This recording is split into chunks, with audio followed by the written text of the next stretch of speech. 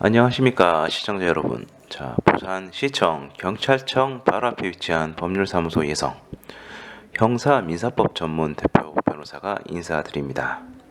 자, 이번 시간에는 제가 변호사인데 공인중개사 자격증을 따게 된 이유하고 그리고 이제 공부 과목에 대해서 또 얘기를 드리면서 간단하게 방법론, 그리고 특히 시간이 별로 없으신 직장인 같은 경우에는 어떻게 공부하시면 좋으실까, 이런 얘기를 간단히 한번 드리겠습니다.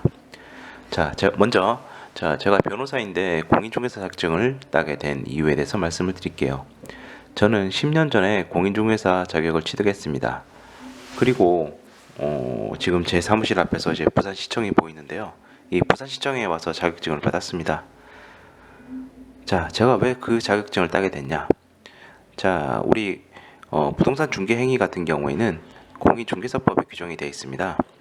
그래서 부동산 중개사무소를 개설하기 위해서는 결국 공인중개사 자격증이 꼭 필요하죠. 부동산 실무하고 더욱 친숙하게 될 수 있는 기회도 될 수 있다고 또 생각했습니다.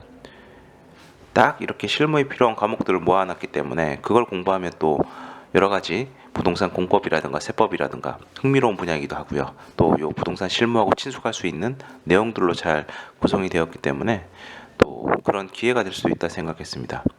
무엇보다 공인중개사 자격증 같은 경우에는 참 많은 사람들의 관심을 받는 시험이시죠. 그래서 저도 여기 한번 도전을 해보고 싶었고, 이 과정을 통해서 또 다른 분들한테도 이런저런 얘기를 해드릴 게 더 많아질 수 있다, 이런 생각을 했습니다. 그 다음 시험 과목을 한번 보실까요? 자, 시험 과목 같은 경우에는 1차 과목으로는 부동산학 개론이 있습니다. 제가 가장 흥미가 있었고, 어떻게 보면 고득점 과목이라 할 수 있습니다. 사회학적 소양과도 연관이 돼 있죠. 계산 문제나 이런 것들 같은 경우는 센스가 참 중요한 과목이라 볼 수 있습니다. 그 다음 민법 같은 경우에는 법학 전공자는 상당히 유리한 과목입니다. 근데 완전 고득점을 노리려고 하면 공부량이 너무 많아지죠. 그래서 제 생각에는 합격을 위한 점수를 따야 하는 과목이라 생각이 들고요. 그래서 공부 시간 안배가 참 중요합니다. 기초 이론을 닦으신 후에는 기출과 판례 위주의 학습을 하시는 게 어떨까 싶고요. 그 다음 2차 과목을 한번 보시겠습니다. 2차 과목 같은 경우에는 이제 중개사법. 자, 공인중개사 실무를 위해서 참 중요한 과목입니다. 보통 여기서 많은 분들이 고득점을 노리시고 또 고득점도 가능합니다. 제일 먼저 하실 일은 이제 기출문제, 그리고 모의고사 위주로 공부하시고, 이 과목 역시 너무 많이 양을 늘리시면 안 됩니다. 모든 과목마다 적절한 안배, 이런 것들 이제 학원 다니시거나 같은 동료한테 또 많은 코치를 받으실 수 있으시죠. 그 다음 공법. 공법 참 어렵습니다. 이 과목은 고득점을 노리기보다는 합격을 위한 점수만 맞으면 된다고 생각하시고 접근이 필요하다 생각합니다.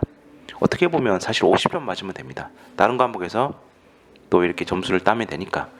그래서 너무 어렵고 난해하고 이런 문제는 어차피 틀린 문제라 생각하시고 틀려도 된다, 이렇게 마음먹고 편하게 접근하시면 더 좋을 것 같아요. 그리고 세법 같은 경우에도 기출문제와 객관식 위주로 접근하시면서 하나하나 법령을 또 거꾸로 올라가서 이게 체크를 하시면 더 좋을 것 같습니다. 그 다음 마지막 과목입니다. 공시법. 공시법 같은 경우에는 많은 분들이 용어 자체가 참 어려운 과목이라고 호소를 많이 하시고 실제로도 그렇습니다. 그래서 이 과목은 이제 문제를 풀어보시면서 이 문제가 무엇을 요구하는지 또 생각을 또 하시면서 접근을 하시고 그 용어를 거꾸로 이제 어떻게 보면 다시 이해할 수 있는 기회를 가지시면 좋겠습니다.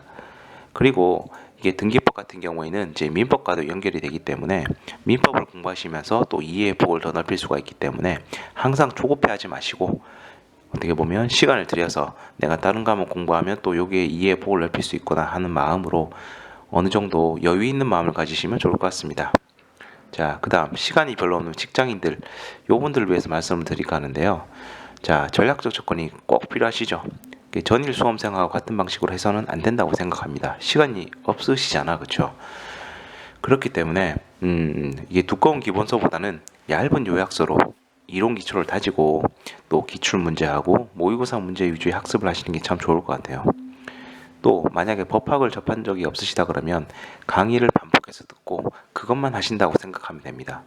가장 중요한 게 다른 것으로 양을 늘리지 않는 것인데, 사실 어떤 책을 잡았을 때 가장 큰 문제가 뭐냐면 이 책에서 이해가 안 되는 부분이 있으면 다른 책을 잡으면 또 이해가 될 것 같다는 생각이 듭니다. 근데 대부분 결코 그렇지 않습니다. 내가 공부를 하고 지금 당장 이해가 안 된다 하더라도 모의고사 문제라든가 기출문제 풀면 또 그걸로 이해가 되는 경우가 있고, 이제 어떻게 보면 이 책의 문제가 아니라 시간의 문제라는 거죠. 또 다른 교재를 통해서 자극을 받아서 이해를 하는 경우가 있고요. 그렇기 때문에 항상 여유 있는 마음으로 교재는 웬만하면 바꾸지 말고, 제가 생각할 때 시중에 나와 있는 교재들은 상당히 다 우수한 교재라고 생각합니다. 그래서 결국 시간을 들여서 한 번 더 보거나 또 문제를 풀면 이해가 될 수 있도록 다 내용을 써놨기 때문에 다른 것으로 옮겨가서 양을 늘리지 않도록 하시는 게 가장 중요하다 생각합니다. 그 다음, 자, 직장인들 같은 경우 시간이 없으시니까 결국 퇴근하고 난 뒤에 야간에 최소 한 2시간 정도 반드시 확보하는 습관이 꼭 필요하죠. 참 어렵습니다. 이게 식사를 하고 저녁 식사하고 그리고 나서 참 쉬고 싶은데, 어떤 마음으로 하시냐면 규칙적인 공부가 이제 결국 바위를 뚫는다. 내가 전일 수험생에 비해 시간이 부족하지만 이 규칙적으로 함으로써 내가 이 공인중개사라는 바위를 뚫겠다, 이런 마음으로 하시면 좋을 것 같습니다. 그리고 만약 가능하다면 아침에 1시간 정도 또 일찍 일어나셔가지고 공부하는 습관을 들이시면 참 좋습니다. 요거는 나중에 공인중개사 시험 시간하고도 좀 이게 직결되는 부분인데요. 만약 가능하시다면 제가 생각할 때 이건 일찍 출근하시거나 또는 집에서 아침 식사 전에 만약에 커피 한잔 하면서 공부하실 수 있다면 규칙적으로 하시면 참 좋을 것 같습니다. 그 다음에 이제 시험 한 달 정도 전부터는 이제 시험 시간에 맞추어서 주말 모의고사 푸는 연습을 좀 해둘 것, 이게 참 중요합니다. 몸에 시험 시간을 익히는 것도 참 중요하고요. 그리고 늘 마음속에 나는 100점 맞으려고 하는 게 아니다, 빨리 합격 점수를 받고 최대한 빨리 공인중개사 된다, 이런 생각을 하시면 참 좋을 것 같습니다. 합격하고 실무에 나오면 아무도 시험 점수 묻지 않죠.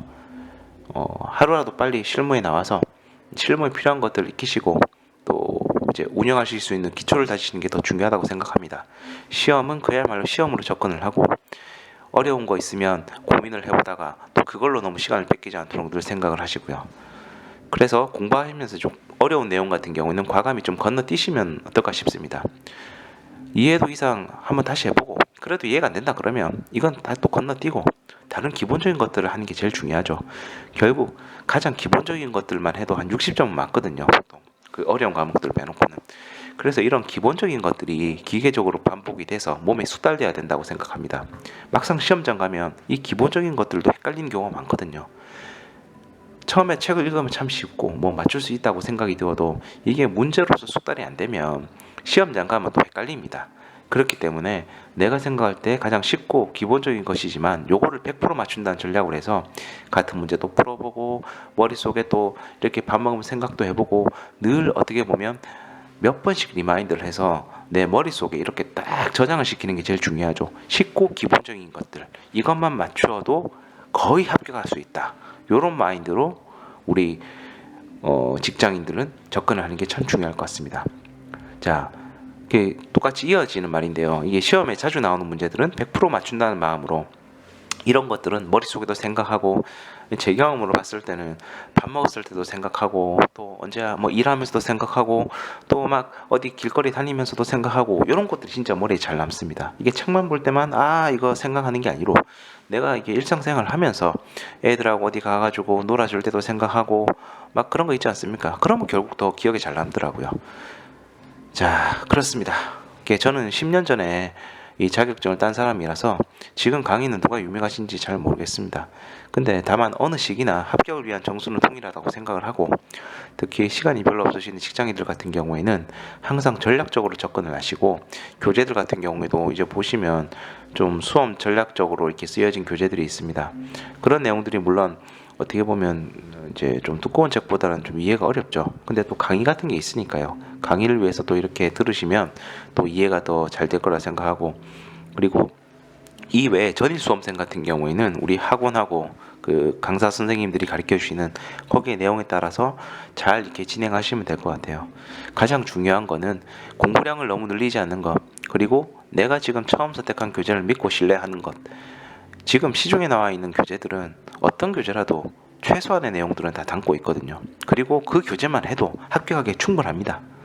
그게 이해가 안 된다고 조급한 마음을 가지는 순간 또 시간 낭비가 되니까요. 이런 내용을 참고하셔가지고 우리 준비하시는 공인중개사 시험에 좋은 결과 있길 바랍니다. 감사합니다. 법률사무소 예성이었습니다.